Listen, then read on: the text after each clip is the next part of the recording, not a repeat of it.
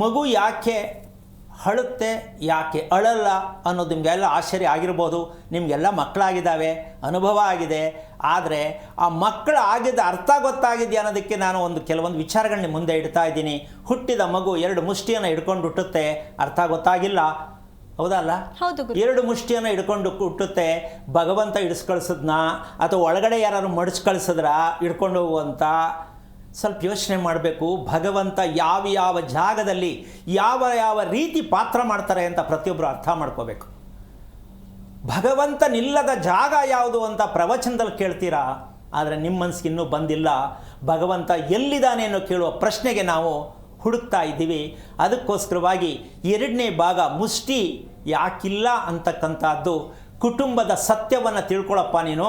ಅಪ್ಪ ಅಮ್ಮನ ಹೊಟ್ಟೆಯಲ್ಲಿ ಹುಟ್ಟಿರ್ತಕ್ಕಂಥ ನಾನು, ಅಪ್ಪನ ಹೊಟ್ಟೆಯಲ್ಲಿರ್ತಕ್ಕಂಥ ಕರ್ಮಗಳು, ರೋಗಗಳು ಎಷ್ಟಿದೆ, ಅಮ್ಮನ ಹೊಟ್ಟೆಯಲ್ಲಿರ್ತಕ್ಕಂಥ ರೋಗಗಳು, ಯೋಚನೆಗಳು ಎಷ್ಟಿದೆ ಅನ್ನೋ ಒಂದು ನಿಧಿ ಮಗುವಿನ 2 ಕೈಯಲ್ಲಿರುತ್ತೆ. ಯಾರಾದರೂ ಇದ್ರ ಬಗ್ಗೆ ಇಲ್ಲಿವರೆಗೂ ಈ ಅಧ್ಯಯನ ಮಾಡಬೇಕು, ಮಗು ಬಗ್ಗೆ ತಿಳ್ಕೋಬೇಕು, ಕುಟುಂಬದ ಬಗ್ಗೆ ತಿಳ್ಕೋಬೇಕು, ಇಲ್ಲ. ಮಗು ಓದುತ್ತಾ ನೋಡಿ, ಮಗು ಚೆನ್ನಾಗಿರುತ್ತಾ ನೋಡಿ, ಅದು ಸುಳ್ಳು ಇದು ಸುಳ್ಳು. ಇನ್ನು 2ನೇ ವಿಷಯಕ್ಕೆ ಬಂದರೆ, ಮಗು ಏನಕ್ಕೆ ಅಳುತ್ತೆ, ಇದು ಆಶ್ಚರ್ಯಕವಾಗಿರ್ತಕ್ಕಂಥ ವಿಚಾರ. ವೈಜ್ಞಾನಿಕವಾಗಿಯೂ ಆಧ್ಯಾತ್ಮಿಕವಾಗಿಯೂ ಭಗವಂತ ಅಂತಕ್ಕಂಥ ಪ್ರತಿ ಸಂದರ್ಭದಲ್ಲಿ ನಮ್ಮ ಒಟ್ಟಿಗೆ ಹೇಗಿರ್ತಾರೆ ಅನ್ನೋದಕ್ಕೆ ಈ ಸತ್ಯವನ್ನು ಪ್ರತಿಯೊಬ್ಬರು ಅರ್ಥ ಮಾಡಿಕೊಂಡು 1ಕ್ಕೆ 4 ಸಲ ಇದನ್ನು ನೋಡಿ ನೀವು ನಿಮ್ಮ ಟಿ ವಿನಲ್ಲಾಗಲಿ ನಿಮ್ಮ ಮೊಬೈಲಲ್ಲಾಗಲಿ ನೋಡ್ತಕ್ಕಂತಹ ಒಂದು ವಿಚಾರಕ್ಕೆ 4 ಜನಕ್ಕೆ ಹಂಚಬೇಕು. ಯಾಕೆ ಅಂದರೆ ಯೋಚನೆ ಮಾಡೋ ಜನ ಯಾವಾಗಲೂ ಸದಾ ಅವರು ನಿದ್ದೆಯಲ್ಲೇ ಇರ್ತಾರೆ ಅಂತಕ್ಕಂಥವ್ರಿಗೆ ಶೇರ್ ಮಾಡಬೇಕು. ಸ್ವಲ್ಪ ನೋಡಪ್ಪ, ಕಣ್ತೆರಿ, ಪ್ರಪಂಚ ಎಷ್ಟರ ಮಟ್ಟಿಗಿದೆ ಅಂತ ನೀವು ಇನ್ನೊಬ್ರಿಗೆ ಶೇರ್ ಮಾಡಿದ್ರೆ ಅವ್ರು ಇನ್ನೊಬ್ರಿಗೆ ಶೇರ್ ಮಾಡ್ತಾರೆ. ಯಾಕೆ ಅಂದರೆ ಆ ಪುಣ್ಯ ನಿಮಗೂ ಬರುತ್ತೆ.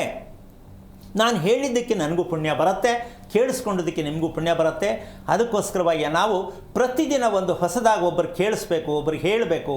ಈ ಒಂದು ಪ್ರಕ್ರಿಯೆ ಕಾರ್ಯಕ್ರಮದ ಮೂಲ ಸಿದ್ಧಾಂತ ಅಂತ ಪ್ರತಿಯೊಬ್ಬರು ತಿಳ್ಕೊಂಡು, ಈಗ ಮಗು ಅಳುತ್ತೆ ಅಳಲ್ಲ ಅನ್ನೋದಕ್ಕೆ ಉತ್ತರ ಸರಳವಾದ ವಿಚಾರ ಏನಪ್ಪ ಅಂದರೆ, ಮಗು ತಾಯಿಯ ಹೊಟ್ಟೆಯಲ್ಲಿ ಭ್ರೂಣ ವ್ಯವಸ್ಥೆಯಲ್ಲಿರ್ತಕ್ಕಂತಹ ಆ ಒಂದು ಸ್ಥಿತಿ, ತಾಯಿಯಲ್ಲಿ ಉಷ್ಣಾಂಶ ಇರುತ್ತೆ. ಉಷ್ಣಾಂಶ ಜಾಸ್ತಿ ಆದಾಗ ಸಿಂಗಲ್ ಆಗಿದ್ದಾಗಲೇ ಉಷ್ಣಾಂಶ ತಡ್ಕೊಳಕ್ಕಾಗಿರಲ್ಲ, ಹೌದಾ? ಅಯ್ಯೋ ನನಗೆ ತುಂಬ ಎಕ್ಸಸ್ ಆಫ್ ವೀಟ್ ಅಂತ ಅನ್ಕಂಡೇ ಬದುಕಿರ್ತಾರೆ. ಅದು ಸುಳ್ಳೆ. ಅಂದರೆ ಅವ್ರು ತಿಳ್ಕೊಂಡ್ರ ರೀತಿ ಸುಳ್ಳು. ನನಗೆ ಉಷ್ಣ, ನನಗೆ ಶೀತ, ಇದು ಪರಮವಾಗಿರುವಂಥ ಸುಳ್ಳಿನ ವಿಷಯ. ನಾವು ಹಿಂಗೆ ಬದುಕ್ತಾ ಇದ್ದೀವಿ. ಯಾಕೆ ಅಂದರೆ ಇಂದವ್ರು ಹೇಳ್ಕೊಟ್ಬಿಟ್ಟವ್ರೆ, ನನಗೂ ಹಂಗೆ ಆಯಿತು ನಿನಗೂ ಹಂಗೆ ಅದೇ ಬಿಡು. ಹೌದು ಗುರುಗಳೇ. ಏನಮ್ಮ, ಹಿಂಗೆ ಸುಳ್ಳು, ಅವರು ಸುಳ್ಳು, ನೀವು ಸುಳ್ಳು, ಅದರಿಂದವರು ಸುಳ್ಳು. ಸನಾತನ ಧರ್ಮ ಅಂತ ಹೇಳಲಿಕ್ಕೆ ನಾಚಿಕೆ ಆಗತ್ತೆ ರೀ. ಎಲ್ರಿ ಸನಾತನ ಧರ್ಮ ಇದೆ? ಯಾವ ವಿಚಾರವನ್ನು ನಾವು ತಿಳ್ಕೊಂಡಿದ್ದೀವಿ? ಬರೀ ಯಾರೋ ಒಬ್ಬರು ಹೇಳ್ದನ್ನು ಕೇಳ್ಕೊಂಡು ಕೈತಪ್ಪೆ ತಟ್ಟೋ ಜನ ನಾವು. ನಾವೇನು ತಿಳ್ಕೊಂಡಿದ್ದೀವಿ? ಧರ್ಮ ಎಲ್ಲಿದೆ, ಯಾವಾಗ ಸಿಗುತ್ತೆ ನಮಗೆ?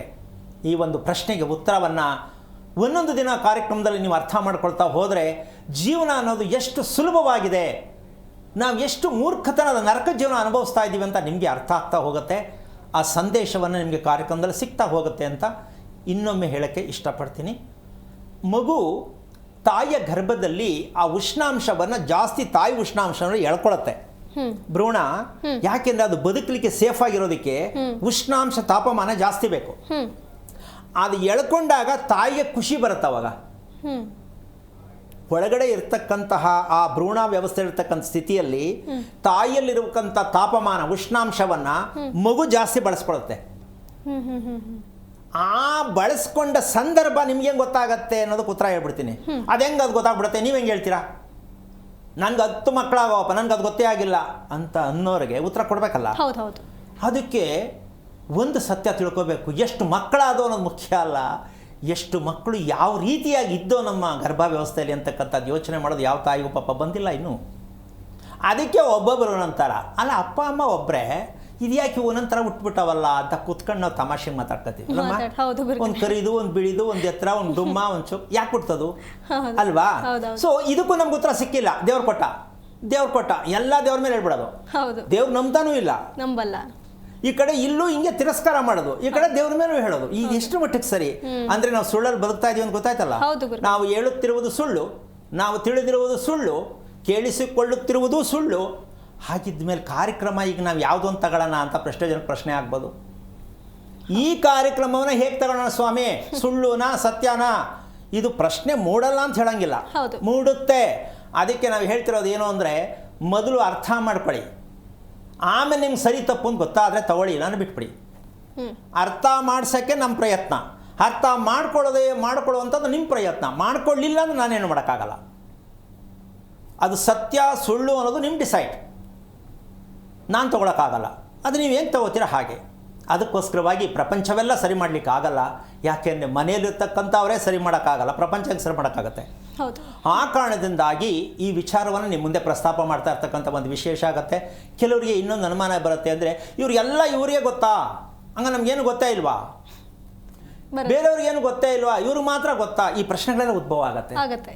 ಆ ಪ್ರಶ್ನೆಯನ್ನು ನಾವು ಹಾಕ್ಕೊಂಡಾಗ ನಾವು ಮೂರ್ಖರಾಗಬೇಕಾಗತ್ತೆ. ಕಾರಣ ಇಷ್ಟೇ, ನಮಗೇನು ಸಿಕ್ಕುತ್ತೆ, ನಾವೇನು ನೋಡ್ತೀವಿ ಅದನ್ನು ಅರ್ಥ ಮಾಡ್ಕೊಳ್ಳೋದು ಕಲ್ತ್ರೆ ಇಲ್ಲಿ ತಪ್ಪು ಅನ್ನೋದು ಹೋಗುತ್ತೆ, ಸರಿ ಅನ್ನೋದು ನಿಮ್ಗೆ ಗೊತ್ತಾಗತ್ತೆ.